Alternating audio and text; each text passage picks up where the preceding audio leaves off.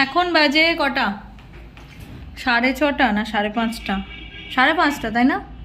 5:30। তো আমি এখন লাঞ্চ করব, ঠিক আছে? সকালবেলা একটুখানি খেয়েছিলাম, তারপর আর খাওয়ার টাইম হয়নি। আমি এখন লাঞ্চ করব এবং আপনাদের সাথে কিছু কথা আমি শেয়ার করব। তো ব্যাপার হচ্ছে যে আমি খেতে খেতেই কথাগুলো শেয়ার করব, because time is very short in my life. তো যেটা ফ্যাক্ট সেটা হচ্ছে যে আমার এক ক্লায়েন্ট ছিলেন, ঠিক আছে?